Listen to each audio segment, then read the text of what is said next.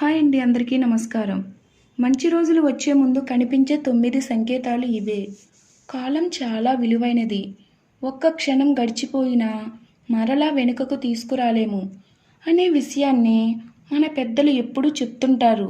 ఎందుకంటే మన పురాణాలలో సమయం చాలా శక్తివంతమైనదిగా పరిగణించేవారు.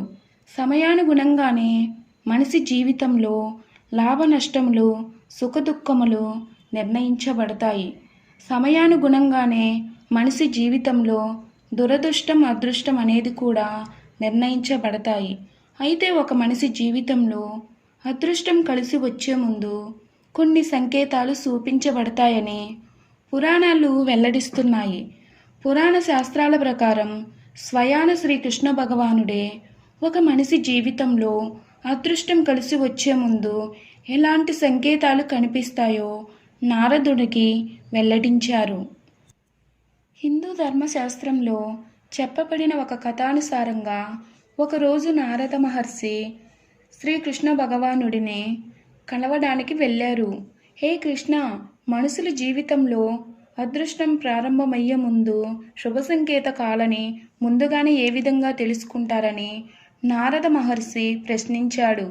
నారద మహర్షి అడిగిన ప్రశ్నకు సమాధానంగా శ్రీకృష్ణ భగవానుడు మనుషులకు అదృష్ట సమయం కలిసి రాబోయే ముందు నేను పశుపక్షాదుల రూపంలోనూ, చిన్నపిల్లల రూపంలోనూ, నా భక్తుల రూపంలోనూ కొన్ని సంకేతాలను పంపిస్తాను. కేవలం జ్ఞానవంతులు మాత్రమే నా సంకేతాలను అర్థం చేసుకుంటారు. కానీ చాలామంది నేను ఇచ్చే సంకేతాలను గుర్తించలేరని వెల్లడించారు. ఇప్పుడు మనిషి జీవితంలో అదృష్టం కలిసి వచ్చే ముందు చూపించే కృష్ణుడు చెప్పిన 9 సంకేతాలు ఏమిటో తెలుసుకుందాం.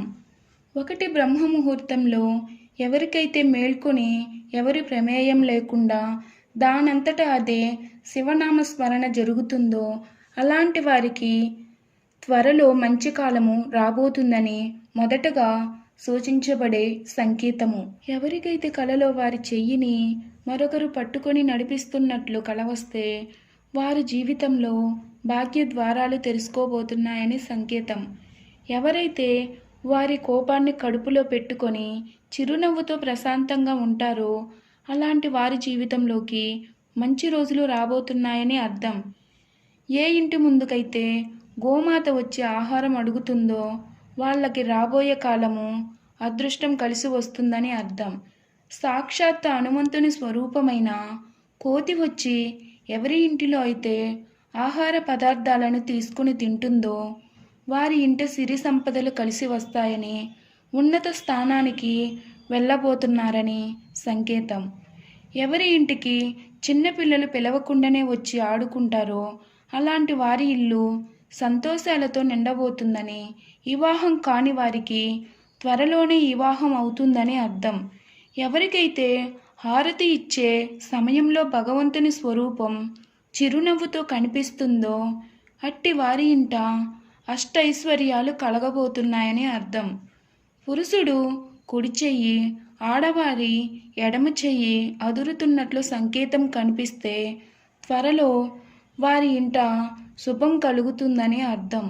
ఏదైనా ముఖ్యమైన పని మీద బయటకు వెళ్ళే సమయంలో గోమాత కానీ సాధువు కానీ ఎదురు వస్తే వారు అనుకున్న పనికి విజయం చేకూరుతుందని కథలో శ్రీకృష్ణుడు నారద మహర్షితో వెల్లడించారు. ఈ 5 సంకేతాలు కనిపిస్తే ఇంట్లో డబ్బుకు కొరతే ఉండదు. కప్పలు, పాములు, చీమలు ఇంట్లోకి వస్తే ఎంతో చికాకు పడటం, భయపడటం చేస్తుంటాము. అయితే అవి ఇంట్లోకి రావడం ఎంతో శుభకరమని ఎంతమందికి తెలుసు? అవును, శాస్త్రాల ప్రకారం ఇవి ఇంట్లో ఉంటే ఆ ఇంట సుఖ సంతోషాలకు కొరత ఉండదు. అంతేకాకుండా డబ్బు కూడా ఉంటుంది. ఇంటికి ఎవరైతే అతిథి వస్తే వారిని దేవుడికి ప్రతిరూపంగా ఆరాధిస్తారు, శుభంగా భావిస్తారో శాస్త్రాల ప్రకారం 5 సంకేతాలు ఇంట్లోకి వస్తే ధనలాభానికి సంకేతంగా పరిగణిస్తారు. వాస్తు ప్రకారం మాత్రమే కాదు, జ్యోతిష్య శాస్త్రంలోనూ వీటికి ఎంతో ముఖ్యమైన స్థానం ఉంది. ఇంట్లోకి వీటి రాక అనేది భవిష్యత్తు ప్రయోజనాలే కాకుండా ఆనందం, శ్రేయస్సు, పెరుగుదలను కూడా సూచిస్తుంది. మరి ఇంట్లోకి వచ్చే ఆ 5 సంకేతాలేంటో ఇప్పుడు తెలుసుకుందాం. 1. చిలుక ఇంట్లోకి రావడం. ఒకప్పుడు రామచిలుకలు ఎప్పుడూ ఇళ్లల్లోనే ఉండేవి. కానీ ప్రస్తుతం వాటి ఊసే లేదు. అయితే రామచిలుకలు ఇంట్లోకి రావడం అనేది ఎంతో శుభంగా పరిగణిస్తారు. ఎందుకంటే దీనికి కుబేరుడికి సంబంధం ఉంది. అంతేకాకుండా మన్మధుడి వాహనం. అంతేకాకుండా ఇది శుభానికి ప్రతీక. జ్యోతిష శాస్త్రం ప్రకారం బుధగ్రహంతో దీనికి సంబంధం ఉంది. బుధుడు శోభకు చిహ్నం. చిలుక ఇంట్లోకి ప్రవేశించడం వల్ల సంపద, లాభం, వ్యాపార వృద్ధిని సూచిస్తుంది. వసూలు కాని రుణాలు కూడా వసూలవుతాయి. తాబేలు రాక. ఇంట్లోకి తాబేలు రావడం అన్నది ఎంతో శుభంగా పరిగణిస్తారు. తాబేలు, చేపలు వంటి జలచరాలకు వాస్తుశాస్త్రంలో ప్రత్యేక స్థానం ఉంది. తాబేలు ఇంట్లో సానుకూల శక్తిని తీసుకువస్తుంది. ఇది శ్రీ మహావిష్ణువు కూర్మ అవతారానికి సూచిస్తుంది. అందుకే దీన్ని మరింత పవిత్రంగా భావిస్తారు. తాబేలు ఇంట్లోకి రావడం అనేది లక్ష్మీ రాకకు చిహ్నంగా పరిగణిస్తారు.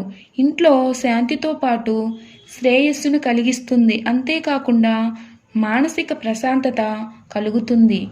2 తలల పాము కనిపిస్తే. ఇంట్లోకి పాము వచ్చిందంటే భయపడడం, అలా ఉంచి దాన్ని చంపే వరకు వదిలిపెట్టరు చాలామంది. అయితే 2 తలల పాము ఇంట్లోకి వస్తే మాత్రం ఎంతో శుభంగా పరిగణించాలి. ఎందుకంటే 2 తలల పామును లక్ష్మీదేవి వాహనంగా చెప్పాలి. అయితే 2 తలల పాము కనిపించడం చాలా అరుదుగా జరుగుతుంది. సాధారణంగా అది బయట పెద్దగా కనిపించదు, కానీ ఇంట్లోకి వస్తే మాత్రం ఎంతో శుభం. పూర్వం 2 తలల పాము ఇంట్లోకి వస్తే పాలు, గుడ్లు ఆహారంగా ఇచ్చేవాళ్ళు. తద్వారా ఇళ్లల్లోనే తిరుగుతుంటుంది. ఈ పాము ఎవరి హాని కోరుకోదు. ఇంట్లో ఇది వస్తే వారికి డబ్బు, ధాన్యం కొరత ఉండదు. ఇంట్లోకి కప్పలు రావడం. చాలామంది కప్పలని చూస్తే కంపరంగా ఫీల్ అవ్వడం, భయంతో పాటు చికాకు పడడం లాంటివి చేస్తుంటారు. అయితే ప్రపంచవ్యాప్తంగా కప్పలను శుభానికి ప్రతీకగా చెప్తారు. చైనాలో దీన్ని సంపదకు, శ్రేయస్సుకు చిహ్నంగా గుర్తిస్తారు. కప్ప ఇంట్లోకి ఆనందంతో అదృష్టాన్ని తీసుకువస్తుంది. వాస్తు శాస్త్రంలో కప్పలను ప్రయోజనకారిగా భావిస్తారు. హిందూ ధర్మంలోనే కాకుండా ఇతర సంస్కృతుల్లోనూ కప్పలను శుభానికి సూచికగా భావిస్తారు. నల్ల చీమలు శుభానికి ప్రతీక. చీమలు ఇంట్లో ఉండటాన్ని చాలామంది ఇష్టపడరు.